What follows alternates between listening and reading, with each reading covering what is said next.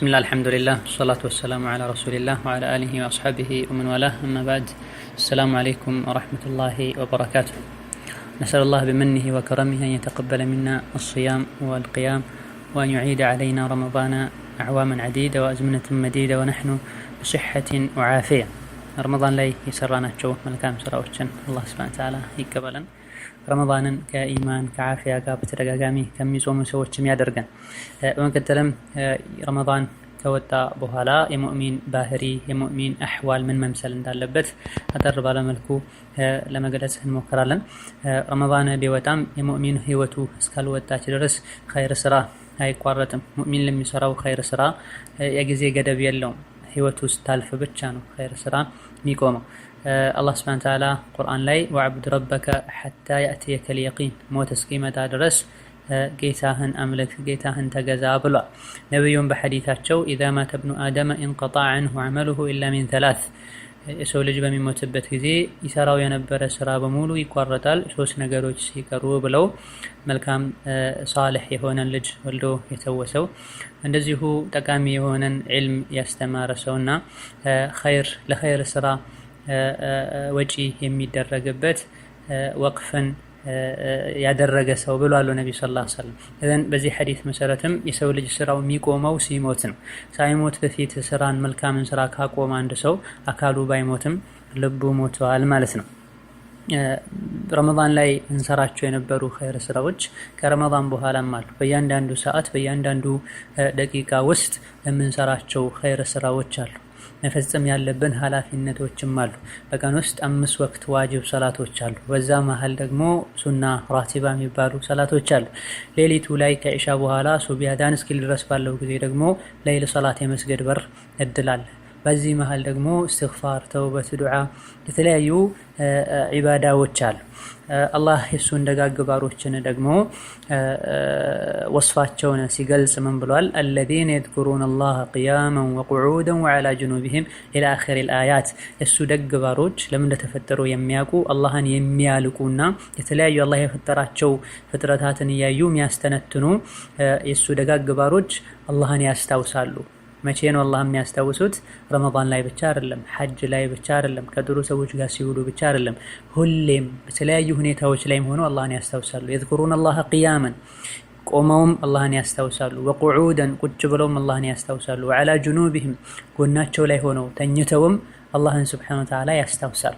አላህን ማስታወስ ማለት በመላስ ብቻ አይደለም። አላህን ሱብሓነሁ ወተዓላ ማስታወስ በመላስም በልብም ከዝክሮች ሁሉ ጠቃሚ ዝክር ልብና ምላስ አብሮ የሚያደርገው ዝክር ነው ይላል። በጣም ዝቅተኛው ዝክር በመላስ የሚባል ዝክር ነው ይላል። የአላህ ደጋግ ባሮች በመላሳቸውም በልባቸውም አላህን ያስታውሳሉ። ተኝተውም ቁጭ ብለውም ገበያ ላይ ሆነውም የትም ሆነው አላህን ሱብሓነሁ ወተዓላ ያስታውሳሉ በልባቸው። በተለይ ይህ አላህን ሱብሓነሁ ወተዓላ ማስታወሳቸው ደግሞ ኸይረን ስራ እንዲሰሩ ወንጀልን እንዲተዉ ይገፋፋቸዋል። ረመዳን ላይ ስንሰራቸው የነበሩ ኸይር ስራዎች የኸይር ስራ አይነቶች በሙሉ ከረመዳን በኋላም አሉ።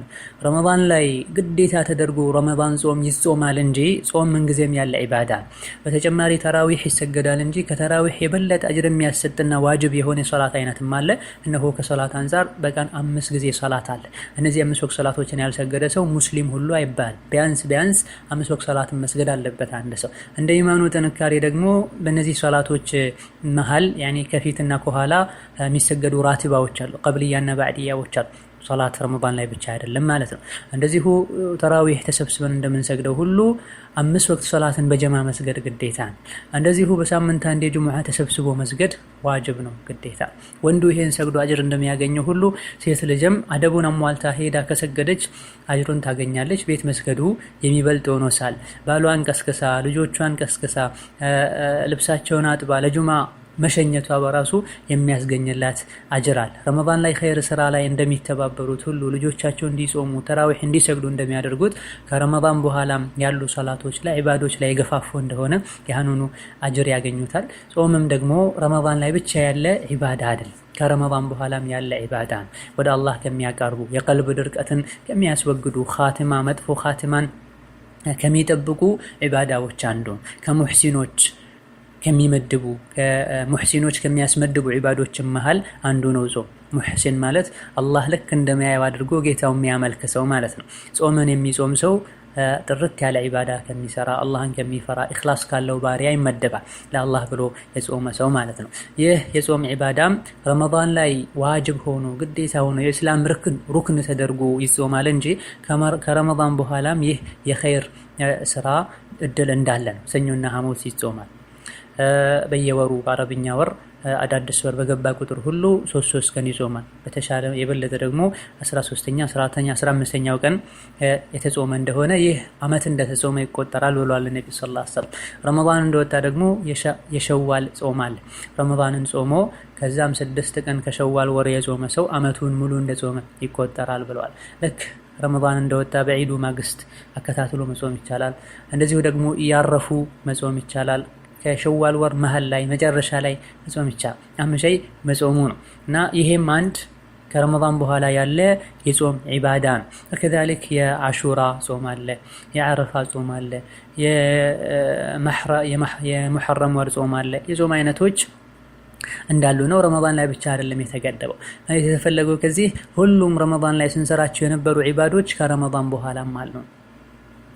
ረመዳን ላይ ሰርተን ረመዳን ሲወጣ ምንቆም ከሆነ አላህ ዘንድ ሱብሓነሁ ወተዓላ ተቀባይነት ያለማግኘታችን ምልክት ነው። ነቢያችን ሰለላሁ ዐለይሂ ወሰለም በሐዲታቸው ከስራ ሁሉ በላጭ በቋሚነት የሚሰራ ስራ ነው ትንሹም ጋር ቢሆን ይላሉ። አሐቡል አዕማሊ ኢለላህ ከስራዎች ሁሉ ይበልጥ አላህ ዘንድ ተወዳጅ ስራ አድወሙሁ በቋሚነት የሚሰራ ስራ ነው። ወኢን ቀለ ትንሹም ጋር ቢሆን ያ ኸይር ስራ ይላል። ረመዳን ላይ ተራዊህ፣ ተሐጁድ 30 ረካ 23 ረካ 13 11 ረካ ሰግደው ረመዳን ሲወጣ ከሚያቆሙ ሰዎች ሁሌ ህይወታቸው እድሜ ልካቸውን ሁሌ 3 ረካ 5 ረካ የማታ ዊትርን ሌይልን የሚሰግዱ ሰዎች አላህ ዘንድ የበለጠ ተወዳጅ ናቸው። ረመዳን ላይ ይሄን ሁሉ ኸይር ስራ ሰርቶ ረመዳን ሲመጣ ቀጥ አድርገው የሚያቆሙ ከሆነ ያመልኩ የነበረው ረመዳን እንጂ ረመዳን እንጂ ጌታቸውን እንዳልሆነ ምልክት ነው። ለዚህ ነው ዑለሞች لا تكن شعبانيا ولا رمضانيا ولكن كن ربانيا ይላሉ። አንተ የሻዕባን ወራት ትሁን፣ የረመዳን ወራት ትሁን፣ የሸዋልም ወራት ትሁን፣ ይልቁንስ የአላህ ሰው ሁን ይላል። የሻዕባንም ሰው አትሁን፣ የረመዳንም ሰው አትሁን፣ የአላህ ሰውን ይላሉ። ረመዳንም ይሁን ሸዋል፣ ሻዕባን ወራቶች ናቸው ጊዜያቸውን ጠብቀው የሚመጡ።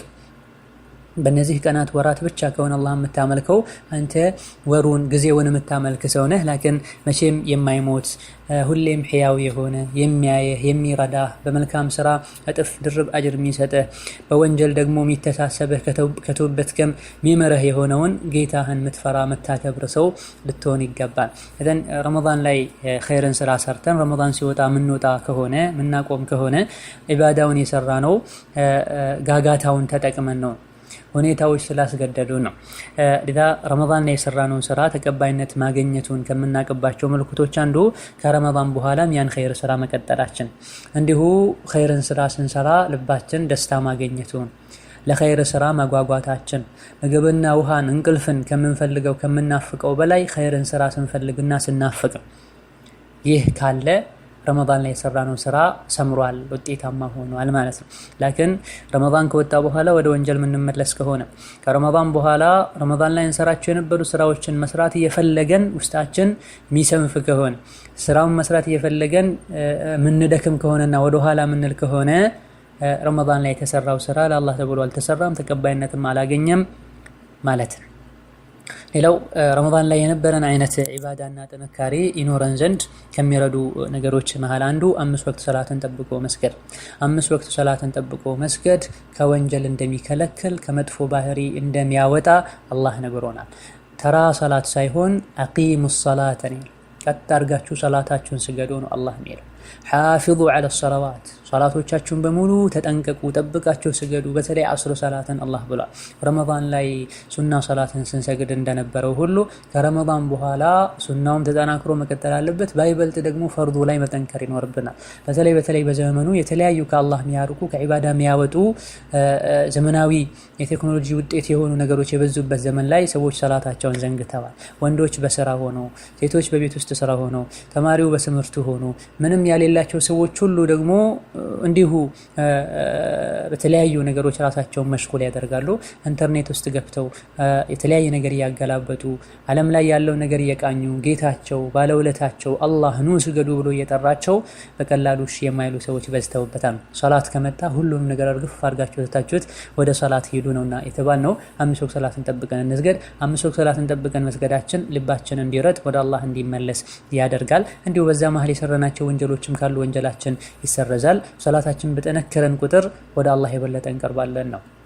ሌላው ቁርአንን አለመለየት ነው። ረመዳን ላይ ሁሉም ሰው ቁርአን ሲቀራ እናያለን። በተደጋጋሚ በሳምንት ውስጥ የሚያከትሙ ሰዎችን እናያለን። ረመዳን ሲወጣ ግን ብዙዎቹ ቁርአን ላይ ይዘናጋሉ፣ ቸላ ይላሉ። ቁርአን ማለት የመንፈሳችን ምግብ ነው።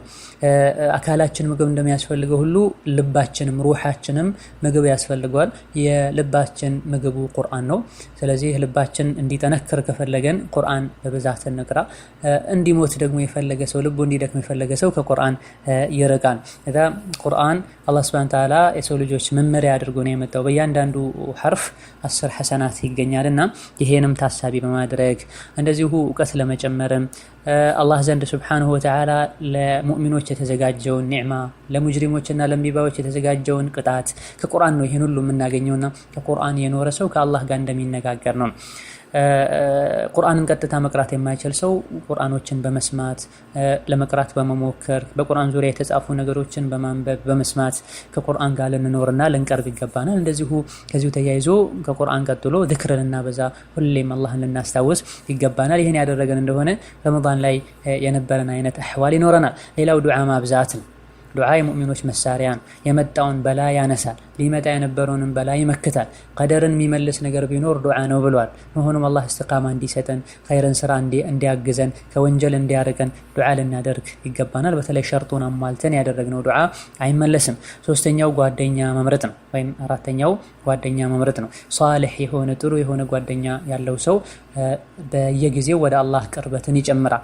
ይህ ጥሩ ጓደኛው ለኸይር ነገር ያግዘዋል፣ ከመጥፎ ነገር ይከለክለዋል። መጥፎ ጓደኛ ያለው ሰው ደግሞ ወደ መጥፎ ነገር ይወስደዋል። በቀጥታ መጥፎ ነገር ላይም ከባይዘፍቀው ከነበረበት ጥሩ ሁኔታ ወደ ታች ያወርደዋል። ባለንበት ዘመን የሰው ልጆች በተለያየ የመገናኛ አውታሮች ከሰዎች ጋር እየተገናኙ የተለያየ ዓላማ ያለው ሰው የተለያየ ህደፎች ግቦች ካሉት ሰው ጋር ጓደኛ ይሆናሉ ሰዎች። ሱብሃንአላህ ድሮ በአካል ብቻ ነበር ጓደኛ የሚሆነው፣ ዛሬ በልብ ጓደኛ ይሆናል። ስሙን በትክክለኛ እንኳን ስሙን የማያውቁት መልኩን የማያውቁት ማንነቱን የማያውቁትን ሰው ፌስቡክ ላይ አግኝተውት ዋትስአፕ ላይ አግኝተውት ጓደኛ ያደርጉታል። ምናልባትም ካፍር ሁሉ ሊሆን ይችላል። የሙስሊም ስም ተጠቅሞ ሙናፊቅ ሁሉ ልትሆን ትችላለች የሙስሊም ስም ተጠቅማ። እዚህ ላይ ይጻጻፋሉ፣ ይገናኛሉ፣ ይዋደዳሉ። ከዛ በኋላ ለአላህ ብዬ እወድሃለሁ ሁሉ ይባላል። ለአላህ ብሎ መውደድ ይሄን ያክል የረከሰ አይደለም። ለአላህ ብሎ መውደድ ትልቅ ዒባዳ ነው። ለአላህ ብሎ መውደድ ማለት የሚወዱትን ሰው ወንጀል ሲሰራ አይቶ ተው ማለት ነው። ጉድለት ካለበትም ኸይር ስራ ላይ እንዲበረታ ማድረግ ነው እንጂ ግሩፕ ውስጥ ያለውን በሙሉ ዘፈን የሚያደምጠውን ሴቷ ሆና ከወንድ ጋር የምትላፋዋንም ሐራም የሚሰራውንም ያሉበትን ግሩፕ ሁሉ ለአላህ ብዬ እወዳችኋለሁ ናፈቃችሁኝ ኢላ አኺር ከስሜት ጋር ስለሄዱ ናፈቃችሁኝ ይባላል። ሐቂቃ ሰው ከሚወደው ሰው ጋር ይቀሰቀሳል ብለዋል ነብዩ ሰለላሁ ዐለይሂ ወሰለም። ውስጡ ላይ የተለያዩ ዘፈኖች የሚለቀቁበት ግሩፕ ነው።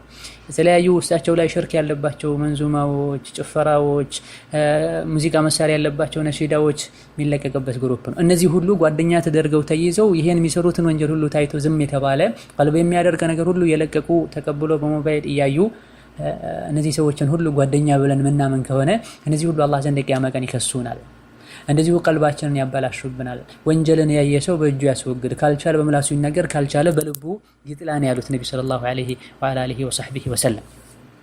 ይሄን አውቀን ጓደኛ ልንመርጥ ይገባናል። ከጥሩ ሰው ጋር ልንውል ይገባናል። በመጨረሻም ለአኺራ ዝግጅት ማድረግ ነው። ሁሌ ጭንቃችን አኺራ ምን ይዤ ነው የምቀርበው የሚል ጭንቅ ሊኖረን ይገባል ውስጣችን ላይ። አዱንያ ላይ ቤት ያሌለው ሰው ንብረት ያሌለው ሰው ደሃ ይባላል። ይሄ ቀላል ነው። እንደምንም አዱንያ ህይወትን ማሳለፍ ይችላል። በጣም ትልቁ ደሃ አኺራ ላይ ምንም ሳይዝ የሄደ ሰው ነው። ረመዳን ላይ ብዙ ለአኺራ ዝግጅት ስናደርግ ቆይተናል። ረመዳን ሲወጣ ይህ ዝግጅት መቋረጥ የለበትም እላለሁ። ወላሁ ተዓላ አዕለም። ሰላም አለይኩም ወራህመቱላሂ